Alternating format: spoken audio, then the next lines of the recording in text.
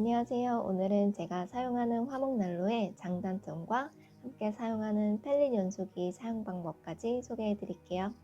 이 제품은 빅토리 캠프의 빅디디 파이널 모델이고 2019년 10월에 주문해서 2달 만에 받았습니다.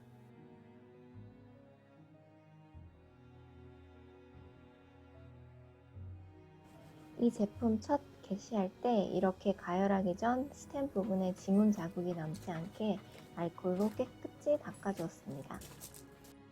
첫날 사용하고 다음날 보니 블랙 코팅이 벗겨지고 있었는데 현재까지도 계속 벗겨지고 있습니다. 화목난로 하면 제일 먼저 장작이 떠오르시죠? 장작은 원하는 화력에 따라서 장작 사용량도 다른데요. 최대 화력으로 이용하면 4시간 정도 10kg 장작 한 망을 사용했고, 약하게 천천히 하나씩 태우면 7시간 정도까지 한 망을 사용했습니다.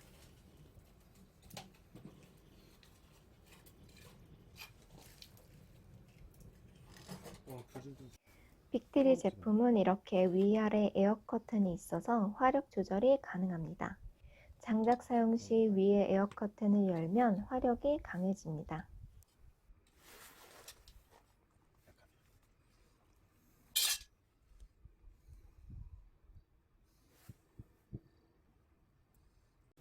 극동계만 아니면 평소 겨울 날씨에는 약하게 해도 텐트 안은 후끈해집니다. 이 제품은 따뜻하게 이렇게 텐트 안에서 불멍을 할 수 있는 게 장점입니다.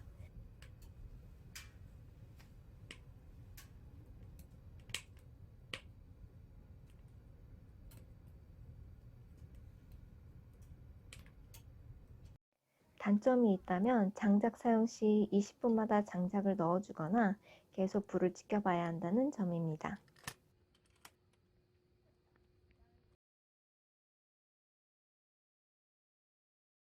그 다음은 펠릿 연소기를 이용한 화목난로 사용 방법입니다. 저희는 장박지에서 대부분 펠릿 연소기를 이용해서 난로를 사용하고 있는데 다양한 연소기 제품들이 사용 가능하지만 저희는 화작의 화두8을 주로 사용하고 있습니다.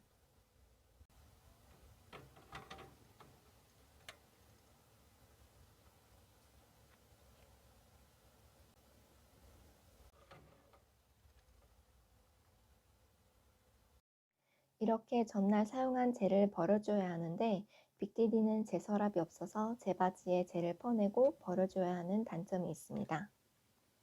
젤을 버리고 유리에 묻어있는 그 흐름도 닦아줍니다. 한쪽에 이렇게 뿌옇게 된 부분은 처음 사용하자마자 화력 때문에 유리가 산화된 부분입니다.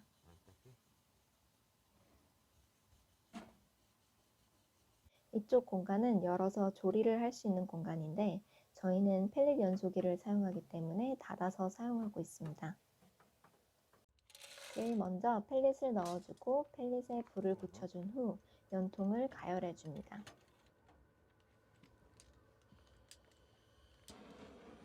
여기만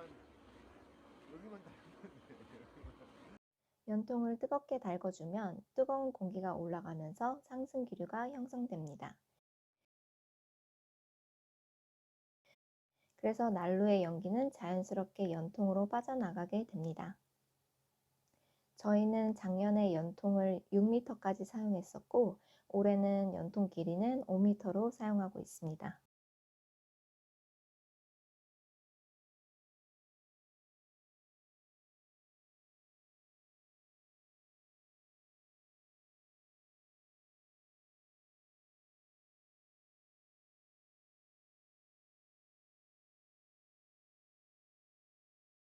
펠릿 난로 사용 시 연소기마다 화력이 조금씩 달라서 펠릿 사용량도 다를 수 있습니다. 저희는 펠릿 사용량은 최대 화력으로 7시간 정도 20kg 한 포를 사용했고 1박에 2포 정도 가져가서 저녁에는 약하게 들고 새벽에는 최대 화력으로 사용했습니다. 새벽에는 저기압으로 역연이 생길 수 있기 때문에 최대 화력으로 태워줍니다. 펠릿 연소기의 장점은 장작처럼 계속 장작을 넣지 않아도 펠릿만 가득 채우면 잠자는 동안 7시간 정도는 화력을 유지할 수 있습니다.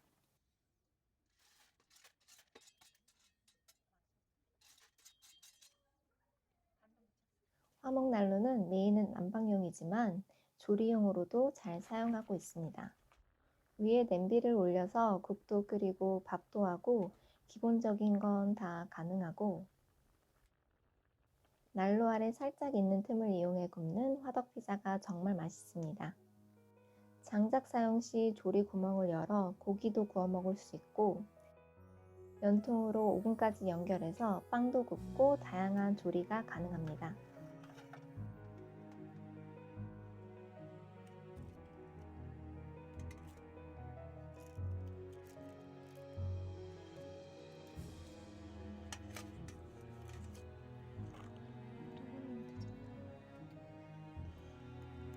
이렇게 사용하다가 연료만 모두 태워주면 자연스럽게 점화가 됩니다.